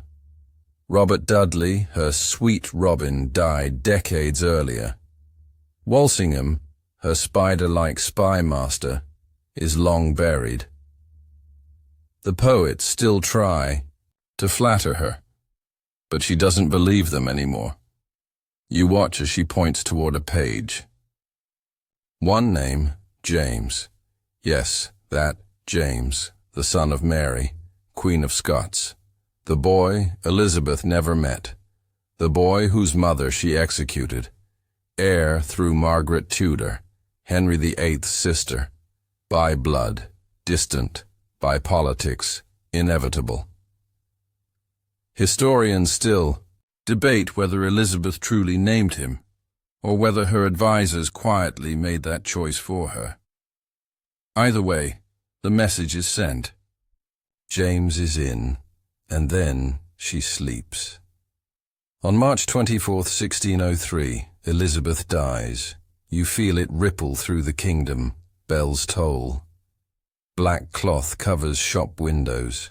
The people murmur, unsure how to grieve someone who always felt part glory, part myth. England is unmoored again, but this time there's a plan. And for once, no immediate bloodbath. You stand by the Thames as a ship carries James down from Scotland. It's a long ride. And though he's king of both Scotland and England now, the two countries don't exactly throw a joint parade. London tries to welcome him. James arrives with a waddling gait, a thick Scottish accent, and a nose always slightly too red. He quotes the Bible often, debates theology for fun, and, unlike Elizabeth, loves hunting more than grooming his public image. You feel the tonal shift immediately. The Elizabethan court was all pageantry, pearls, and poetic glances. James's court is, well, let's say, more bodily. There are more dogs, more mud, more openly gay favorites and fewer carefully staged portraits. And far, far more treatises on the divine right of kings. James doesn't just rule, he lectures. He believes kings are chosen by God, full stop. Henry might have broken from Rome to be head of the church, but James, he believes he is the church, or at least its top earthly representative. You feel the chill in that logic if you stand too close. But he also does something big, something oddly peaceful.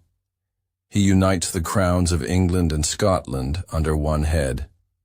No more Tudors. No more cousins in the Tower. A single line, at least. For now. He's not without drama, of course. You can't mention King James without talking about the gunpowder plot. It's 1605. You're crouched in a dark cellar beneath Parliament. There's the smell of dust, damp barrels, and something vaguely explosive. Guy Fawkes is caught just hours before lighting the fuse that would have killed half the ruling elite in one grand, Catholic brood boom. The plot fails. The fallout is immense. You watch effigies burn in the streets. Fawkes becomes a legend. Not the good kind, though modern bonfires turn him into a strange sort of anti-hero. Meanwhile, James uses the attempt on his life to tighten laws, root out Catholic sympathizers, and write more about kingly authority. And yes, you're probably wondering, this is that King James. The one whose name graces the Bible translation, still quoted in hotel drawers and pulpit thunders. The King James Version, commissioned in 1604, published in 1611. You peek into the chambers of scholars, scribes, and clergymen translating Hebrew, Greek, and Latin texts into flowing English, majestic and grave. In the beginning, God created the heaven and the earth. It's one of the most lasting artifacts of his reign, and oddly, one of the most peaceful. But back at court, the vibes are shifting. You see court masks instead of jousts. Shakespeare's later plays, more bitter, more twisted, perform for an aging king and his glittering, scandal-prone favorites. The masked dancers wear velvet and feathers, but behind the masks there's exhaustion and illness. James isn't healthy. He drinks a lot. He eats richly, He ages quickly, but what haunts him more than anything? Legacy. He knows he isn't loved like Elizabeth. He knows people whisper that he's not really English, that he's too indulgent, too theological, too foreign in both accent and temperament. And worst of all, he knows his son, Henry, Prince of Wales, is the golden hope. Tall, dashing. Protestant. Everyone adores Henry, and then Henry dies suddenly at age 18. You hear James's heart break. He weeps openly, writes sad letters, clings even harder to his second son, Charles, smaller, stammering, more cautious. Not the prince anyone would have chosen first, but now, the only one left. Charles is being shaped, even now, by his father's obsessions, divine, kingship, royal absolutism, suspicion of Parliament. And one day, that shaping will twist into something violent. But that's not your stop yet. You're still watching the House of Tudor fade completely. With Elizabeth's death, it ends. There are no more sons of Henry VIII, no more daughters either, not even a secret cousin tucked away in some country chapel. The line is done, but the echoes remain. The religion, the palaces, the Bible, the scars. All of it born from Henry's appetites, his need for power, legacy, sons. He broke a church to create his own mythology, and that myth haunted his children, into kingship, fire, and silence. Even James, descended not from Henry but from Henry's sister, moves under that ghostly shadow. Every policy, every Bible verse, every moment in his crown's heavy weight whispers back to a king who died bloated, sore-ridden, and convinced he was right. You can't help but wonder, was it all worth it? All the marriages, the beheadings, the wars, the splintered church, the Tower executions, the broken oaths and rewritten laws.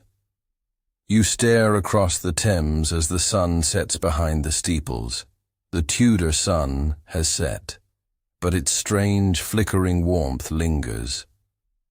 And now you find yourself drifting further from the roar of court and closer to the quiet back rooms, the dim hallways where scholars whisper, ambassadors scribble, and physicians sharpen their tools.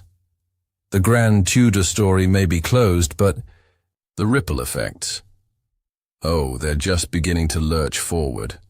Charles the Friar is a child when you first glimpse him at court. Quiet, shy, often sick. But with Henry dead and Elizabeth buried in Westminster, he becomes James's last great hope. And you?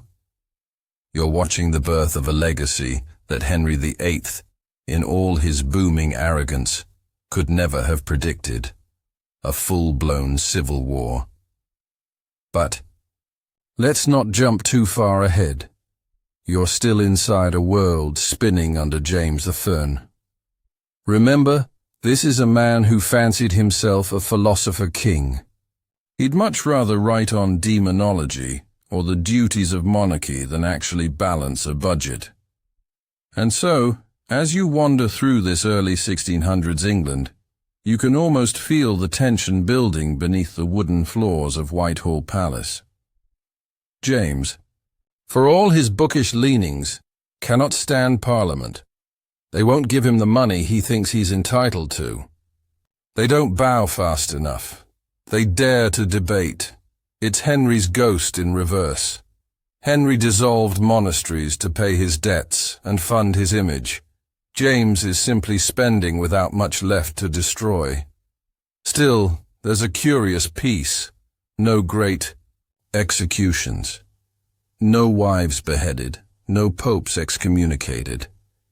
You breathe easier, but only a little. Because in this relative calm, the seeds of storm are being planted.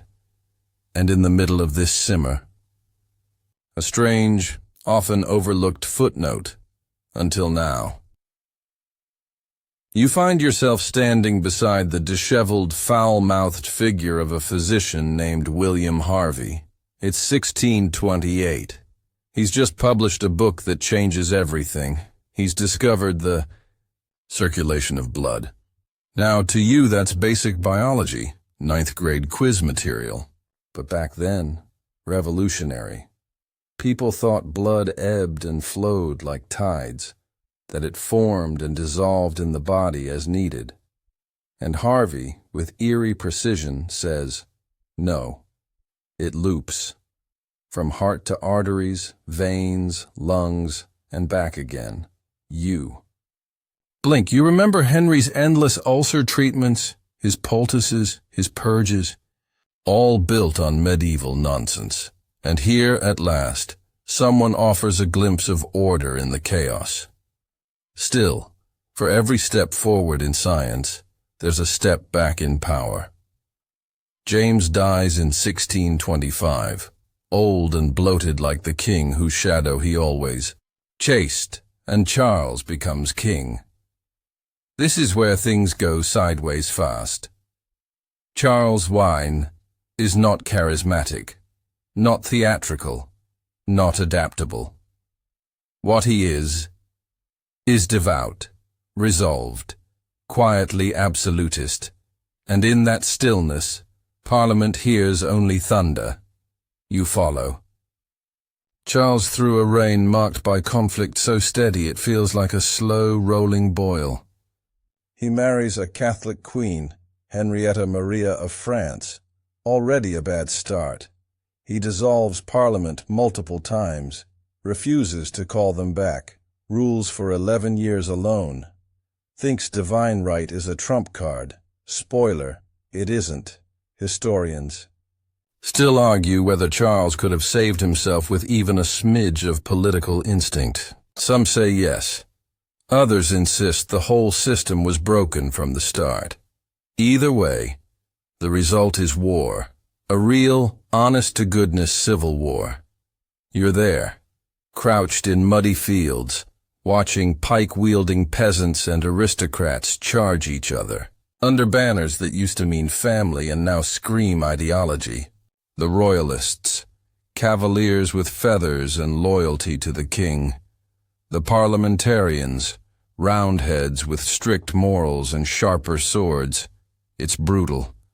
Families split, churches burn, the country turns on itself. Henry, with his tapestries and tilty, crown, could have never imagined this. The outcome? Charles loses. But more than that, he loses his head. You stand in Whitehall on a cold January morning in 1649. The crowd is massive but eerily quiet. A scaffold waits. A black-masked executioner. And Charles steps out, dignified, composed, even smug. He forgives his enemies, claims he dies a martyr, places his neck on the block. The axe falls. The monarchy is gone, just like that. You flinch. Even centuries later, the crack of that blade feels seismic. A king, executed by his own people. The divine right theory crumples in a single blow. And now, something England hasn't seen in centuries. No monarch. The Commonwealth is declared. Enter Oliver Cromwell. He's not royal. He's not even particularly stylish. But oh, he's effective. You follow him into Parliament, then into battle, then into the strange new experiment of Republican rule. He dissolves Parliament, then resummons it, then dissolves it again. Eventually, he just rules as Lord Protector, which sounds very noble until you realize it's basically King 2.0 minus the coronation. And Cromwell? He's allergic to fun. Theaters close. Christmas is cancelled. Alehouses get moral police. You sit in taverns full of grumbling citizens whispering, "At least with the king we had masks." It's a weird intermission, and when Cromwell dies, His son, Richard, tries to keep the show going.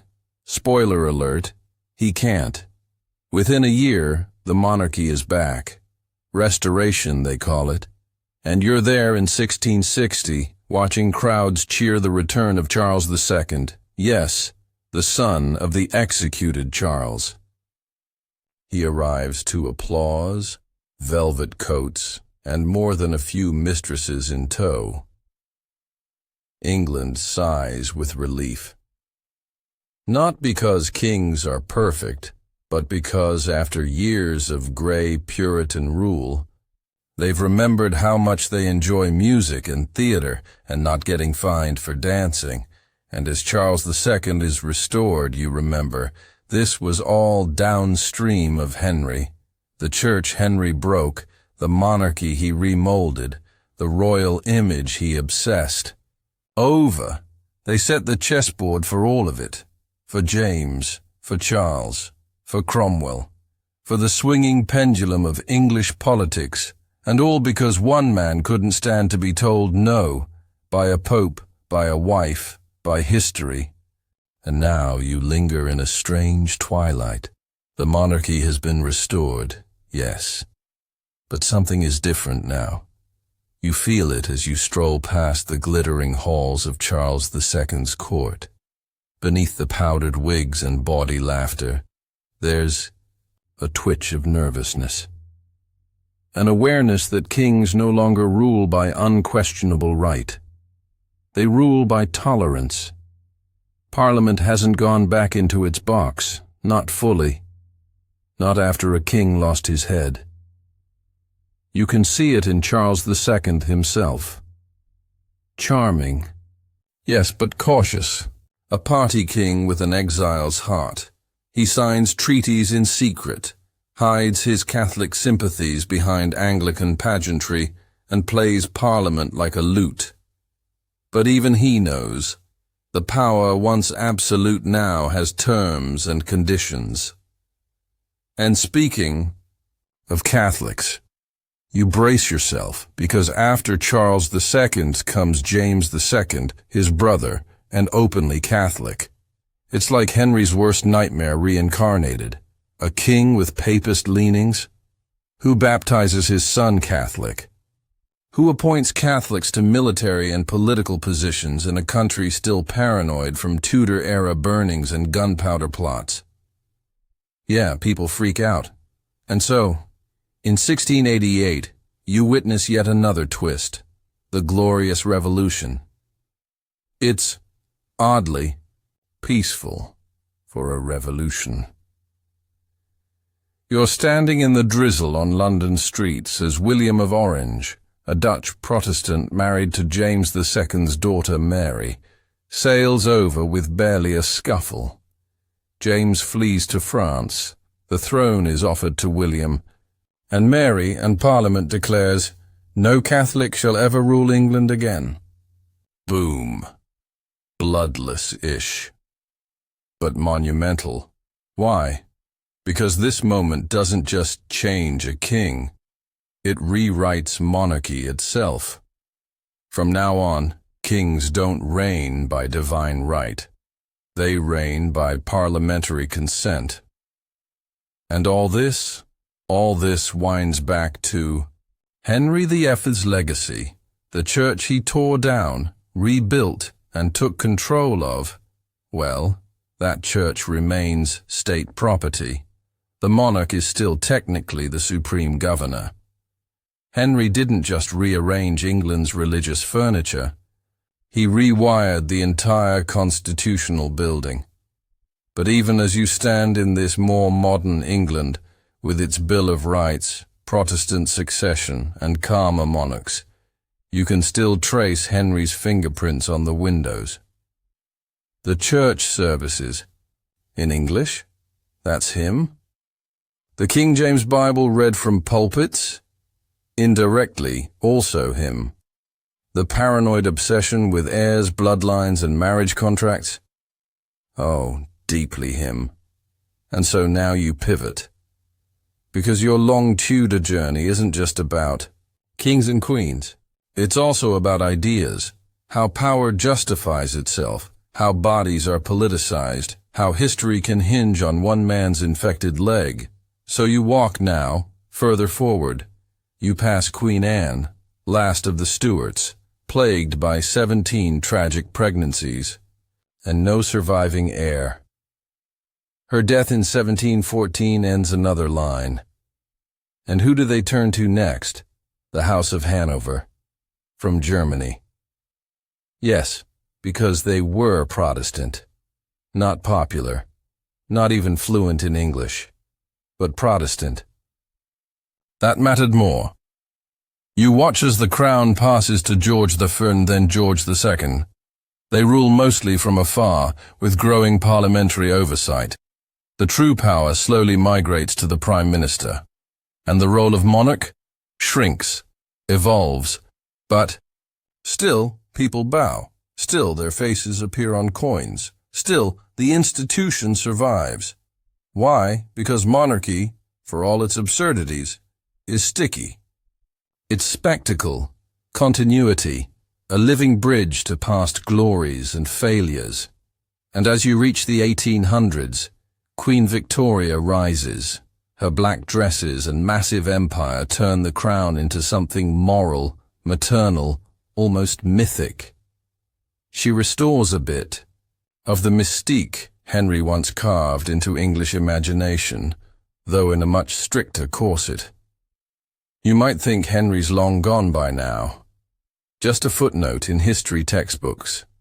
A chapter closed. But then you look again. At the stained glass windows of Westminster Abbey, at the legal documents where the monarch still signs Defender of the Faith, at the quiet panic that erupts every time there's a royal wedding or a royal scandal. You're reminded that Henry VIII didn't just shape a moment. He built the mold, and centuries later, England still hasn't tossed it out. Take 1936, Edward. VIII tries to marry Wallis Simpson, a twice-divorced American. Sound familiar? It's Catherine and Anne all over again, only with more jazz and fewer beheadings. And when Edward is forced to abdicate, his brother George VI takes over, stammer and all. You see again how fragile monarchy remains when it collides with public opinion, religion, and image. And who's George VI's daughter? Elizabeth. Yes, that Elizabeth II. You flash through her coronation in 1953, her steady reign through world wars, economic shifts, family chaos. Like her namesake, she rules long and carefully. But the world is different now. TV cameras broadcast her speeches, tabloids dissect her outfits. The crown, while still dazzling, is lighter, more symbolic than supreme. And then, 2022, she dies, 70 years on the throne. And again, people line the streets, not out of fear or enforced loyalty or divine reverence, but out of memory, because the monarchy, whatever you think of it, still means something. And where did that meaning start? With a king who roared for sons, broke with Rome, married 6 women, and couldn't fit in his armor by the end. Henry VIII, the worst patient in Tudor history. A tyrant, sure, but also a founder of sorts, of modern England, of church-state identity, of the monarchy as spectacle, survival, and shifting symbol. You feel the centuries like layers of dust, and Henry's shape underneath them all, still brooding, still watching, still somehow in charge. So here you are, back where it all began. You're standing before the tomb of Henry VIII in St. George's Chapel, Windsor Castle. But it's not grand, not really. No towering effigies, no gilded statue, just a stone slab on the floor, shared with Jane Seymour, his true wife, the one who gave him Edward and died before he could tire of her. Visitors walk over it every day without noticing, and that might be perfect. Because despite all his noise, all his cruelty, all his ambition, Henry VIII ends up underfoot. But oh, what he set in motion above ground. You walk the winding halls of British history, and you feel his breath in every draught. The Church of England still exists, monarch-led. Royal supremacy may be ceremonial now, but the symbol still matters. And symbols were Henry's favorite playthings. Still, the body he left behind was a mess. You remember that part, don't you? The legendary tale, half history, half grotesque bedtime story, that as his body lay in its coffin, the bloating became so severe that the casket cracked and began to leak. Some say dogs lapped up the fluids. Others insist it's apocryphal. Historians still argue whether it ever happened at all. But you can't shake the image that even in death, his body refused to behave.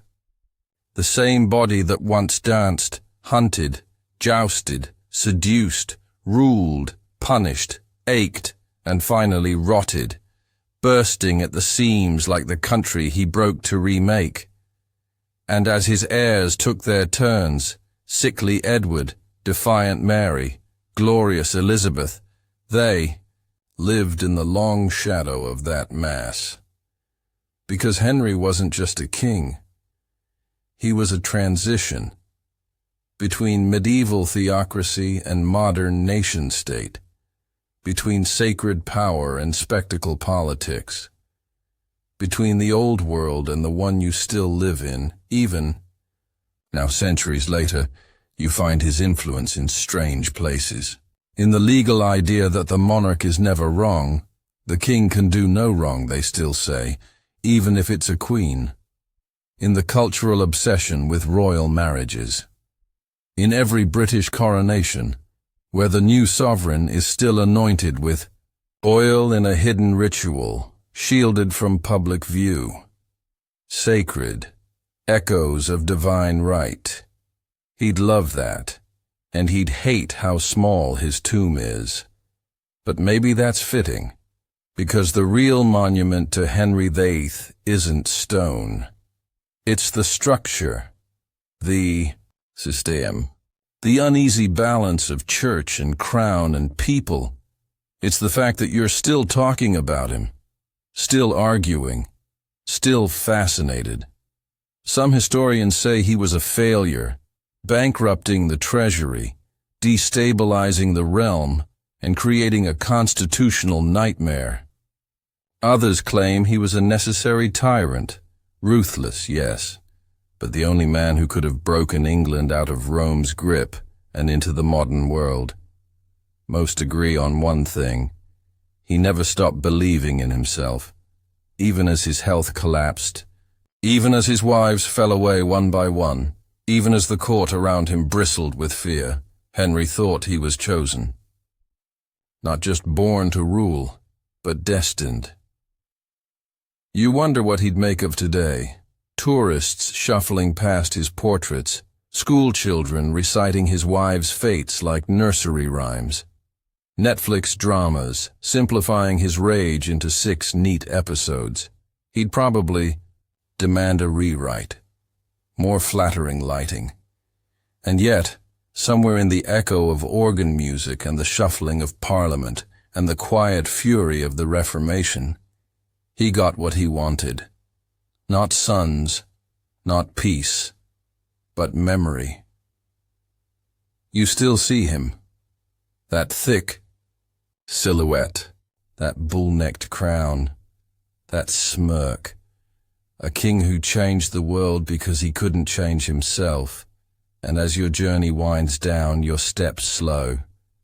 You've crossed decades, walked palaces, prisons, battlefields, and courtrooms. You've met queens. In terror, ministers on borrowed time, doctors fumbling through superstition, and one monarch who wanted more than anything to bend the world into his own reflection. You're tired now, not from the blood or the politics, but from the realization that power always costs something. And in Henry's case, the bill came due in pus and legend and loss. Still, he remains. A warning. A lesson. A crown, heavy as ever. And now, let's close the book. Let him rest. Let you rest. So now, with the fires of the Tudor court fading to ash, and the footsteps of armored kings and whispering queens finally gone still, you can exhale. You've wandered through 5 centuries tonight, wearing the skin of history like a velvet cloak, sometimes heavy, sometimes grand. You felt the pulse of power beneath your feet, the sting of betrayal in candlelit chambers, and the aching loneliness of a man who ruled everything, yet couldn't escape himself. Let those images soften now. Let the memory of Henry's booming voice fade into something gentler, less king, more echo. The noise is over. The palace doors are shut. And though history never really sleeps tonight, you can feel your breath even out. Your muscles sink a little deeper into the quiet. The rise and fall of your chest now steadier than any royal decree. Whatever waits tomorrow, however loud, however fast, it won't be the Tudor court. No demanding advisors, no broken treaties, no scheming wives, just stillness, just this moment. And if a thought lingers of crowns and thrones and one man's unstoppable ego, let it drift like mist over the Thames, soft and harmless, already fading. Sleep well, traveler of time. You've earned your rest.